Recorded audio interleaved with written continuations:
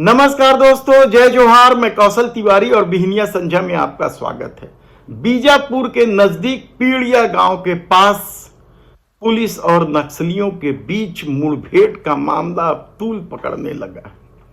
इस मामले में फर्जी मुठभेड़ का आरोप तो लगा ही है, साथ ही अब सर्व आदिवासी समाज भी इस मुठभेड़ को फर्जी करार देते हुए न्याय की गुहार करते हुए 28 मई को बस्तर बंद का आह्वान कर दिया।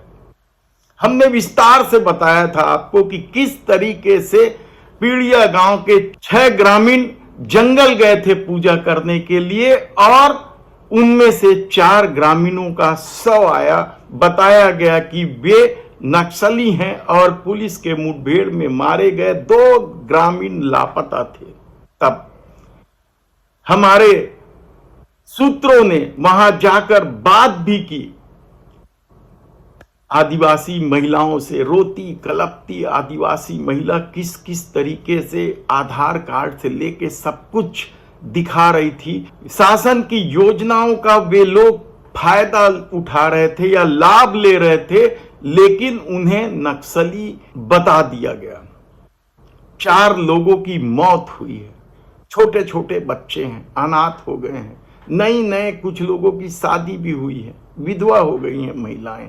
रोती कलपती महिलाओं के आंसू रुकने का नाम नहीं ले रहा था, लेकिन शासन अब भी अड़ी हुई है कि वे नक्सली थे। यदि शासन यह कह दे कि क्रॉस फायरिंग में उनकी मौत हुई है ग्रामीणों का, तो शायद यह मामला इतना तूल नहीं पकड़ता। इस मामले को लेकर कांग्रेस भी हमलावर है, लेकिन उससे ज्यादा हमलावर सर्व आदिवासी समाज है। सर्व आदिवासी समाज के नेता अरविंद नेताम ने तो साफ तौर पर कहा कि यह सीधे सीधे हत्या है। तो क्या सचमुच जिस प्रदेश में आदिवासी मुख्यमंत्री यह सोचकर बनाया गया है कि वे आदिवासी हितों की रक्षा करेंगे या आदिवासी हितों पर काम करेंगे, तो क्या अब नक्सलियों को लेकर जो प्रदेश सरकार ने धमा चौकड़ी मचाई है या प्रदेश सरकार ने जो रुख अख्तियार किया है, उसके बाद क्या आदिवासियों की मुसीबत बढ़ गई है? हमने पहले ही बताया कि नक्सलियों और पुलिस के बीच में बस्तर के आदिवासी किस तरीके से पीसे जा रहे हैं। यदि वे गांव में आने वाले नक्सलियों की खिलाफत करें तो नक्सलियों के द्वारा मारे जाएंगे, और यदि वे मजबूरी में रुकने दें तो पुलिस उन्हें मुखबिर समझकर गिरफ्तार कर लेती है या प्रताड़ित करती है। ऐसी विषम परिस्थितियों में जी रहे बस्तर के आदिवासियों के सामने क्या इस बात का कोई फर्क नहीं पड़ता कि मुख्यमंत्री कोई भी रहे, उनका काम तो वही होगा जो होता आया है, और बस्तर के आदिवासियों को अकारण पुलिस मुठभेड़ में मरना पड़ेगा।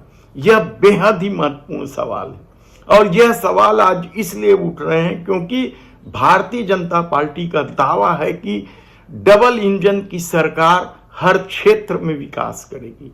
वह आदिवासी लेकर सारे समाज के लोगों के हितों का संवर्धन करेगी और संरक्षण भी करेगी। तब ऐसी परिस्थिति में 28 मई को जो बस्तर बंद है, बस्तर संभाग पूरा बंद कर दिया गया। यहां चुनाव हो चुके हैं, लोकसभा की 2 सीटें हैं, विधानसभा की 16 सीटें हैं।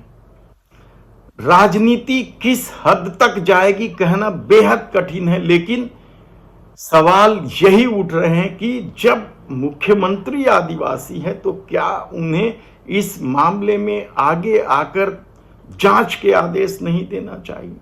हमने पहले भी कहा था कि किस तरीके से महिलाएं आरोप लगा रही है रोते बिलखते, और ऐसे कई मामले सामने आए हैं जब गांव से ही पुलिस उठा कर ले जाती है और उन्हें नक्सली बताकर गोली से भून दी जाती है। कुछ दिनों बाद उनकी लाश मिलती है। ऐसी कई घटना फर्जी मुठभेड़ को लेकर तो कितने ही मामले सुप्रीम कोर्ट तक पहुंचे थे, लेकिन आदिवासियों की ना तो तकलीफ दूर हो रही है और ना ही उन्हें विकास का ही कोई फायदा मिल रहा है।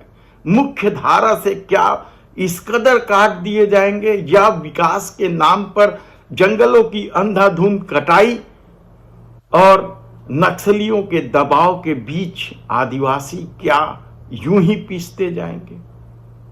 देखना है कि 28 मई को बस्तर बंद कितना सफल होता है, क्योंकि सत्ता पूरी ताकत लगा रही है। कहा तो यहां तक जा रहा है कि आदिवासी नेताओं को जो बस्तर बंद का आह्वान किए उन्हें नजरबंद भी कर सकती, हिरासत में ले सकती, गिरफ्तारी भी उनकी हो सकती है। तो बस्तर बंद भले ना हो या बस्तर बंद भले सफल ना हो, लेकिन एक बात तो तय है कि आदिवासी पीसे जा रहे हैं। धन्यवाद।